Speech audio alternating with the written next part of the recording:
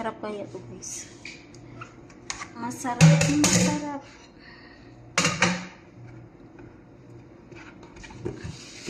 Maglalagay tayo ng suka. Siyempre, suka talaga guys. Ayan. 1/4 of suka. Lagyan natin suka guys. No? Dati nagpaksiw ako guys. Naubusan ako ng ano. Maglalagay tayong asin. Depende yan sa alat gusto nyo guys. Tama na yun. And then, mantika.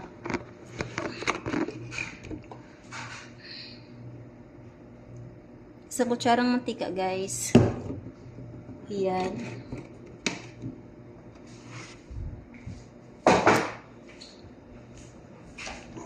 Ayan guys, sasalak natin sa apoy no. Ayan.